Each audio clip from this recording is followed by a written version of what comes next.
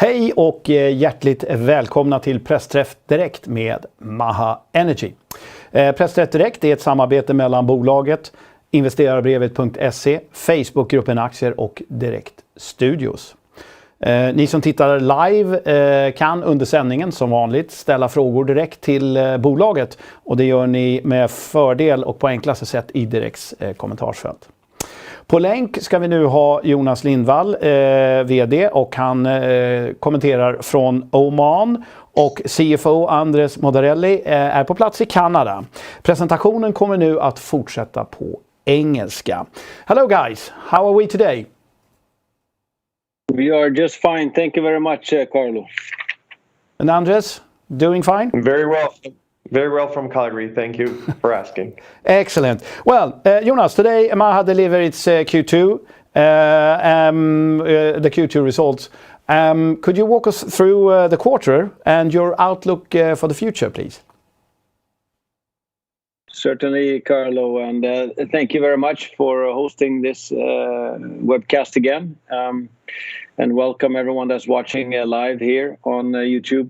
I'm very pleased to sit here. Actually, I'm in Oman today, like you said, and we are pleased to report a very busy and very eventful quarter. Before I hand over to Andres, I just want to make a few sort of summary statements. The quarter was busy, like I said. The first thing that happened was that we closed our financing, which was hard work, that we culminated in the closing at the end of March, and that secured really our future as a company. But that also led to the warrants being exercised. If you recall, we had some warrants that were part of the 300 million SEK bond that we issued back in 2017. And an astonishing 98% of warrant holders exercised their warrants per shares, which was a huge uptick for us, and obviously really impacts our net cash position and also our excellent net debt ratios today.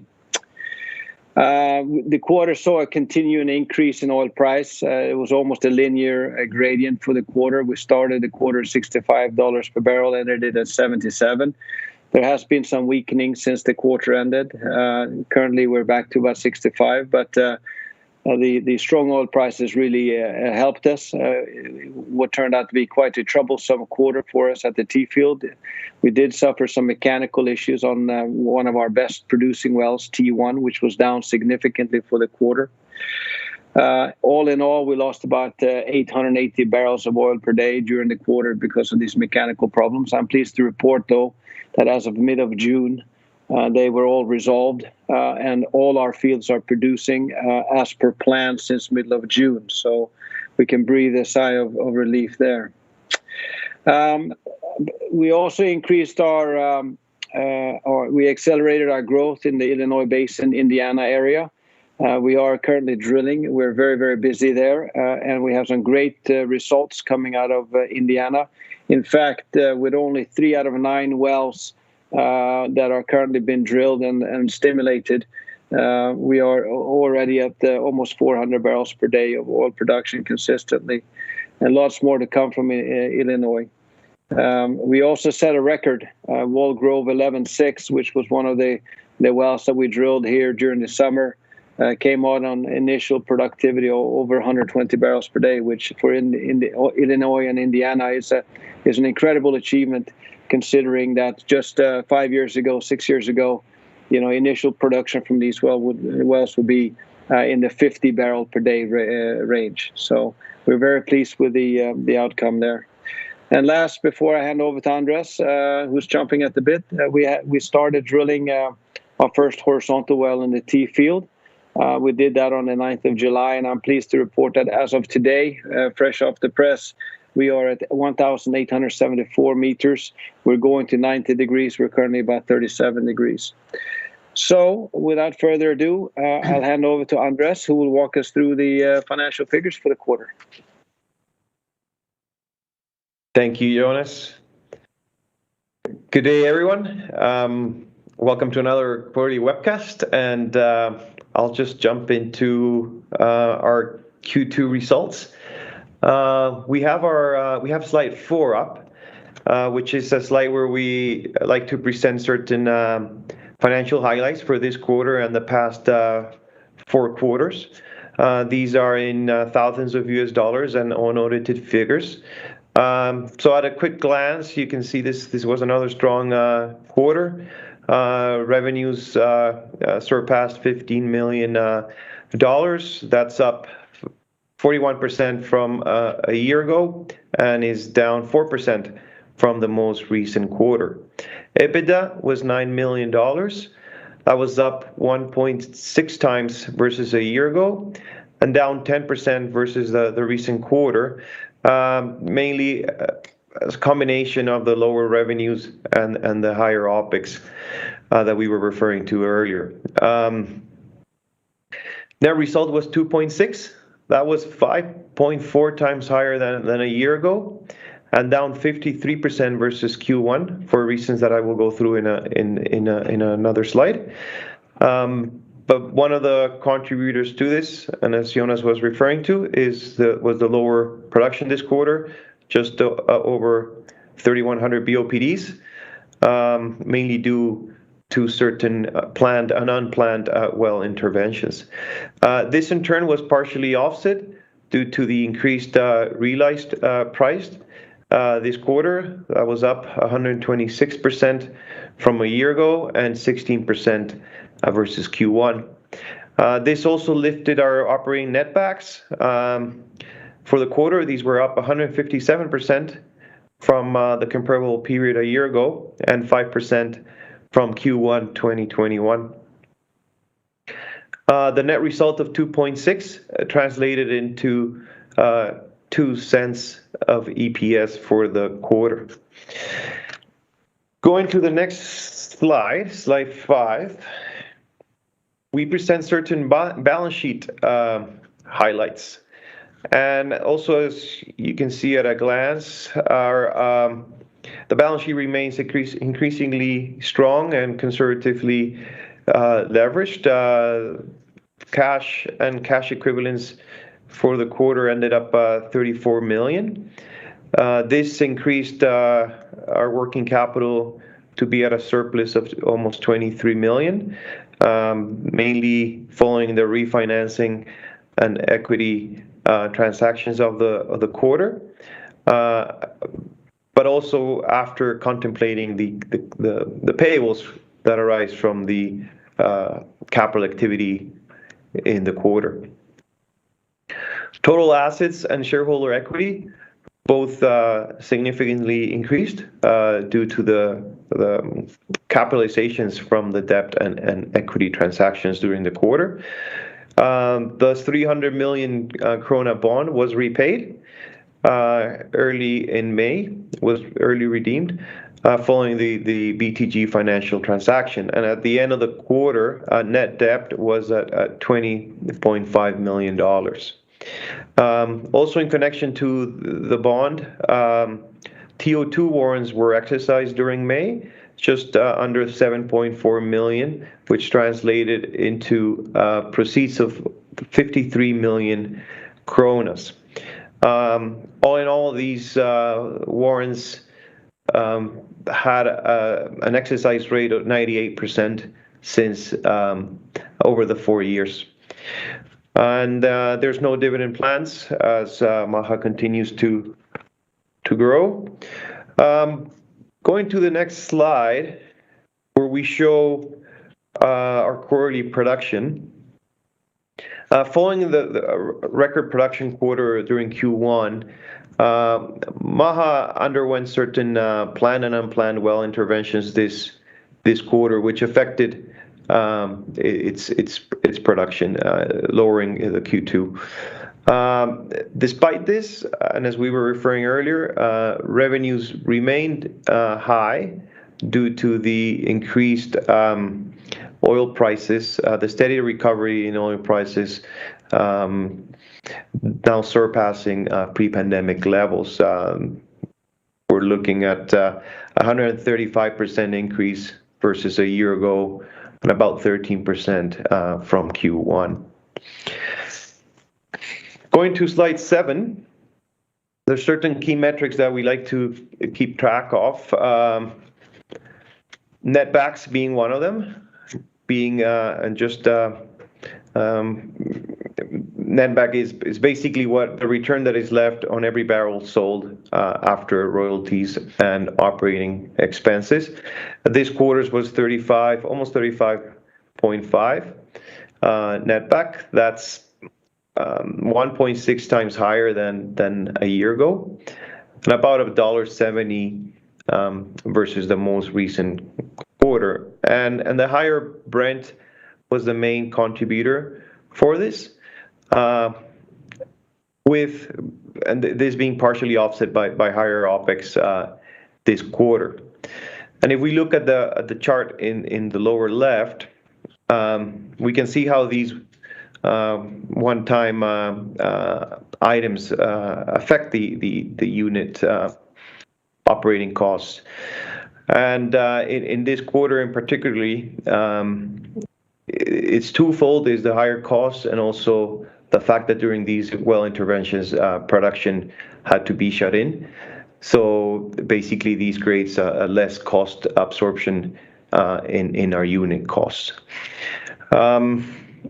Lastly, cash balances. Obviously, we are at the end of the quarter. We were at $34 million.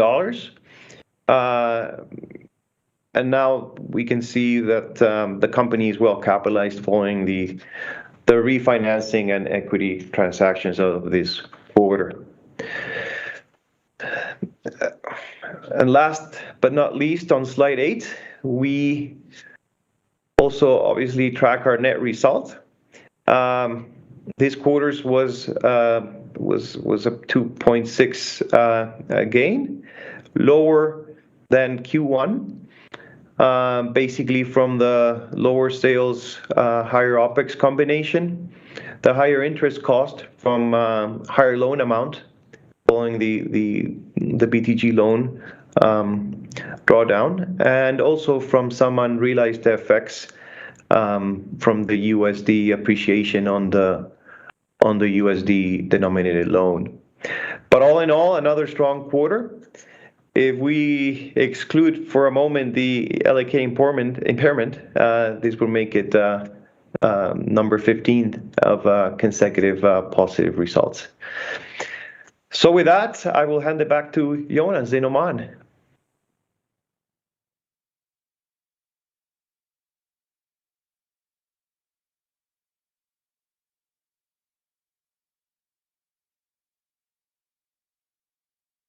There we go. Now you should be able to hear me.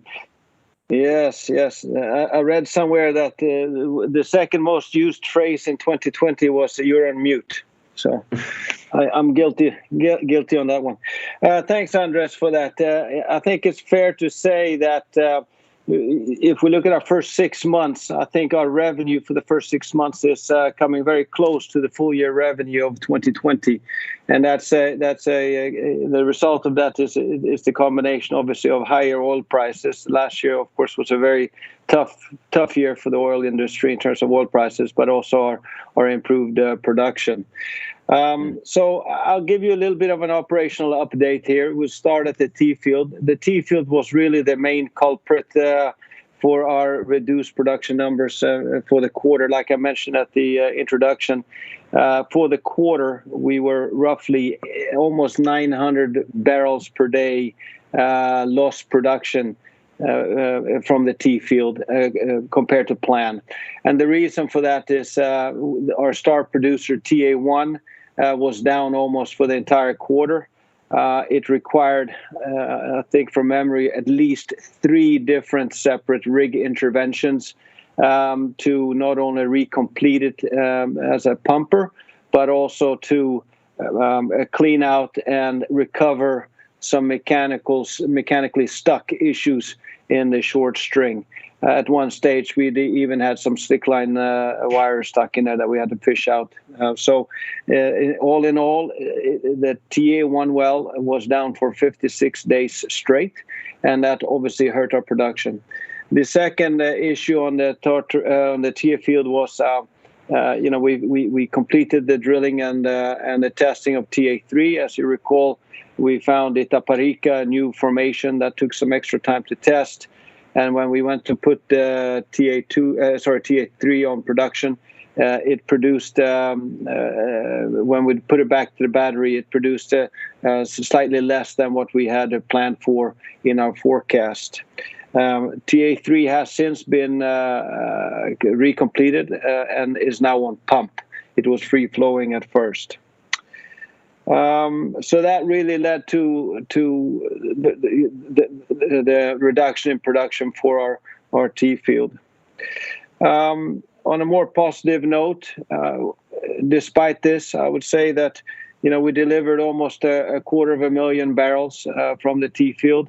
It was down slightly compared to Q1, and we continue to deliver gas to our gas customers.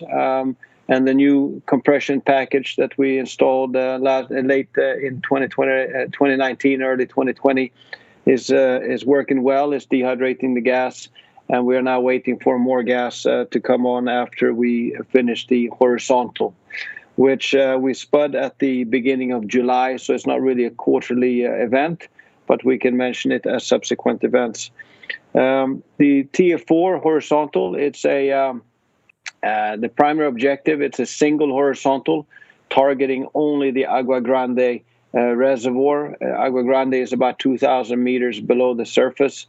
And like I mentioned at the introduction, we are very close now to the top of the Agua Grande. We're at the 37 degrees to the horizontal. And we expect to be finished with this well towards the end of September.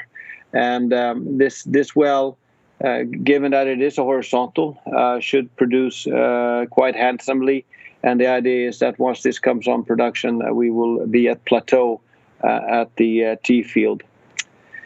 We'll go to the next slide, please. A little mention about Tartaruga.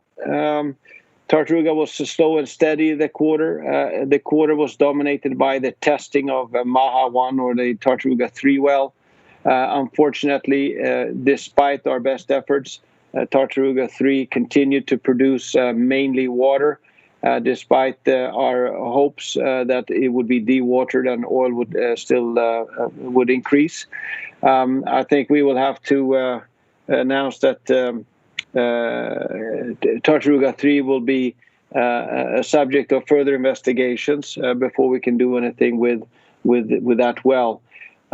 We will now focus on the southern fault block. If you recall, also the Tartaruga 3 well was targeting a northern fault block, and clearly we don't fully understand the geology there yet. So we will now revert back and place more wells in the southern block for the future.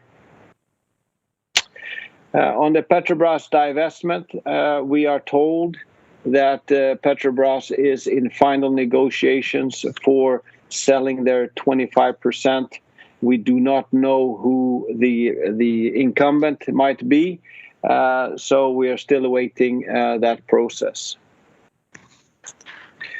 Last, I just want to mention that part of the reason why Tartaruga was slightly less than planned for the quarter was the impact of the Tartaruga 3 well testing. That has now been completed, and both wells are back on production. Go to the next slide, please. So we should be on slide. Yep, you are on the right side. I see that. So LAK Ranch, nothing to report on LAK for the quarter. It is still shut down, and we're still evaluating oil price scenarios on that field. On Illinois Basin, we went out in end of May with a revised budget for the company and a revised capital program. The original capital program for Illinois Basin was 4 wells for the year. We have revised that now to 12 production wells and 1 injection well. And as of today, I can say that 9 wells have been drilled We are drilling 3 more. Each well needs to be stimulated. And out of those 9 wells that have been drilled, most of them have now been stimulated. And like I said at the introduction, 3 out of those 9 new wells are now starting to yield oil production. So we still have another 6 plus 3 wells to join that production. The average for the quarter was down at 164 barrels per day. And the reason for that is that some of the producing wells had to be shut down when we were drilling some of the new wells in that area. Right now, current production out of Illinois Basin is growing. It's the highest it's been since Maha took over. We're steadily right now about 375 barrels per day, and production. We anticipate production to grow further as these wells gets drilled, stimulated, and dewatered. And I did mention that we have a Maha record on Illinois Basin initial productivity on Wallgrove 11-6, which was 125 barrels per day of oil, and it's still doing very, very well. As of today, I see it's come down a little bit, but 120 barrels per day. So the resume or the summary for Illinois Basin, so far it looks great, and we look forward to the United States taking a larger chunk of our corporate daily production numbers. We expect to end the year at about 700 barrels per day coming out of Illinois Basin. But if we get more wells like Wallgrove, we will probably exceed that. Right, I think that summarizes the operation update. If we go, before we take questions, we have a very busy fall. Day after tomorrow, we have Aktieportföljen live. There'll be a presentation by the company. And then we are presenting at ABG Investor Day on the 14th of September. We're also part of the Pareto Oil Conference in Oslo on 15 and 16. And then on October 7, we will hold our annual investor and shareholder information evening. Because of COVID, we will do that via this channel here, YouTube. It will be a digital event. It will not be a live event where we can meet. Hopefully, we can revert to normal operations sometime next year, where we can hold a physical meeting. And then our third quarter report is released on the 22nd of November. So with that, perhaps we can go to questions, Carlo. I know that you have received some already. Yes, yes, thank you for that. The first is about the actual production versus the expectations, and in this case, my interpretation would be expectations based on not only the market but company communications.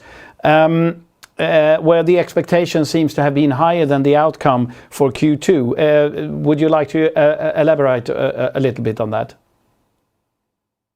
Not more than I've already sort of briefed in the operational update. The reason for that was TA1 being one of our star producers. In fact, if you go to the ANP, which is the Brazilian regulatory authority on the petroleum operations in the country, you will find that 2 out of the top 3 producing wells in Brazil belongs to us.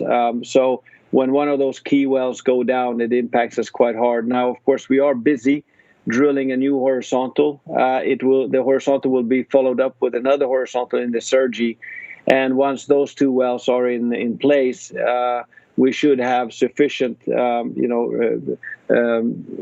extra capacity, spare capacity in the system, so that in the event, in the future, if a well goes down, like TA1, TA1 is it's been producing since 2019, and it's produced over 1 million barrels to date. It's been an excellent producing well. It's currently doing about 800 barrels per day. So, when a well like that goes down, we feel the effects immediately. Well, sorry.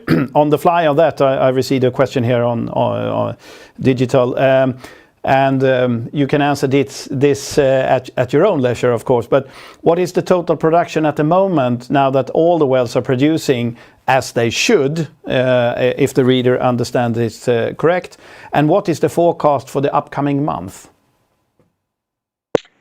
So current production corporately is about 4,000 BOEs per day at the moment. And we do not release month by month the forecast production numbers. So I'm not going to, I don't have it in front of me, but and we wouldn't release that anyway.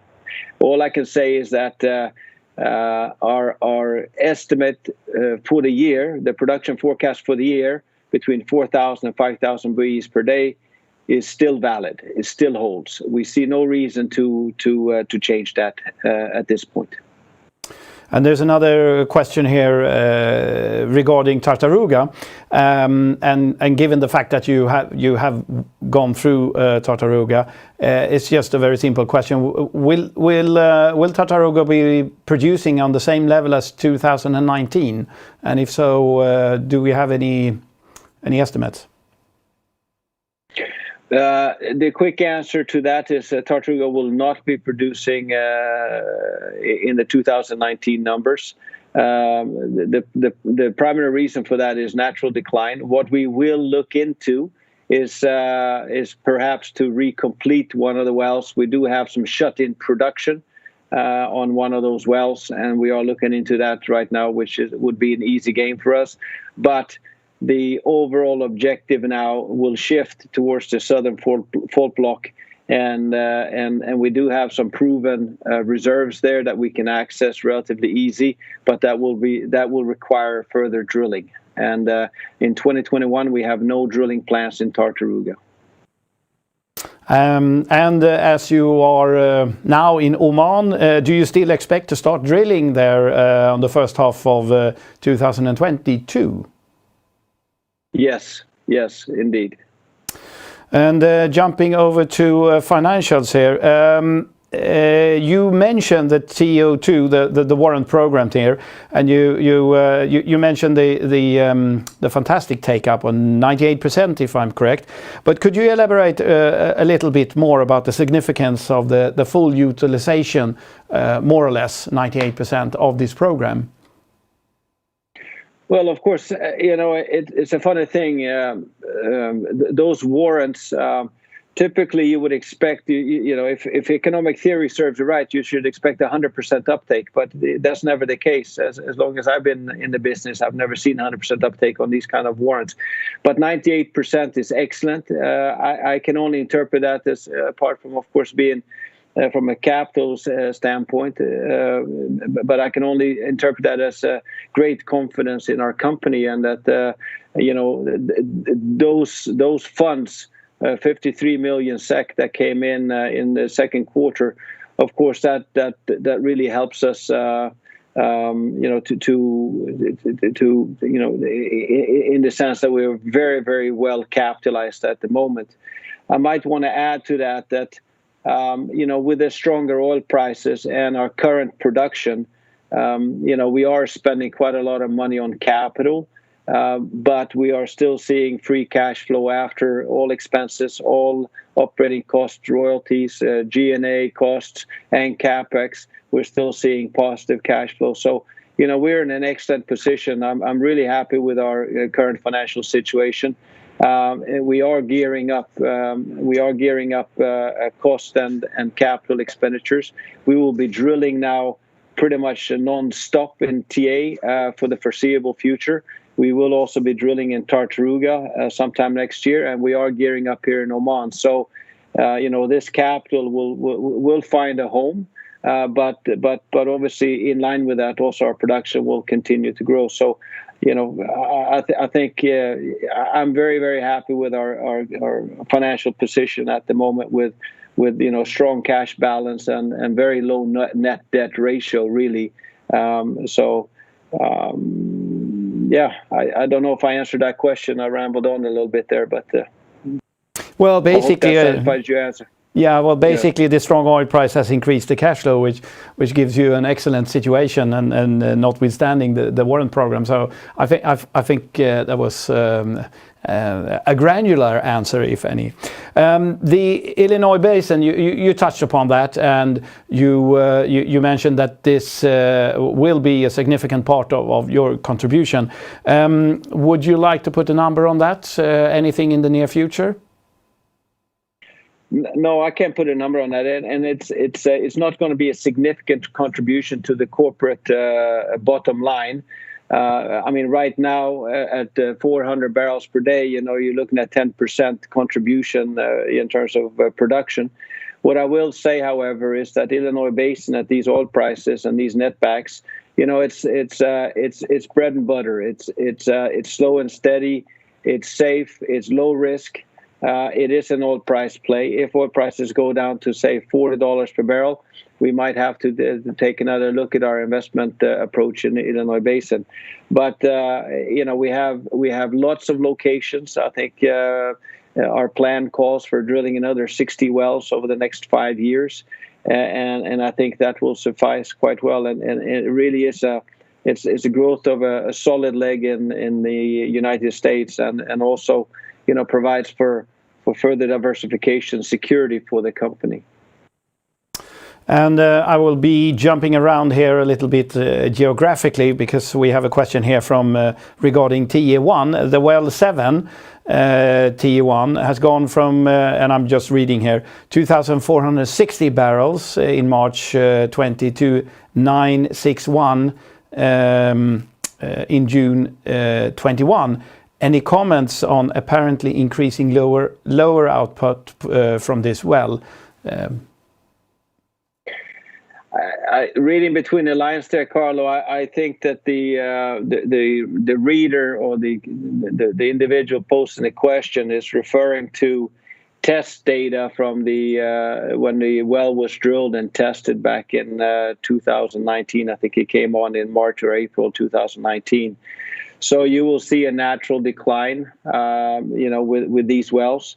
Like I said, TA1 has been on production now for, I guess, just over 2 years, and has produced cumulatively over 1 million barrels. I mean, it's an excellent well. It will most likely do better than GTE4 and GTE3, which both of those wells have produced well over 2 million barrels each. But they've been on production for well over 10 years. So I think that's what the individual is referring to. So current production is in line with normal decline of the field. And don't forget, TA1 was on natural flow for the better part of 18 months before we converted it to pump. So that should not come as a big surprise. And I have another question here regarding the pandemic. The expectations, well, obviously, expectation for the COVID on the autumn winter.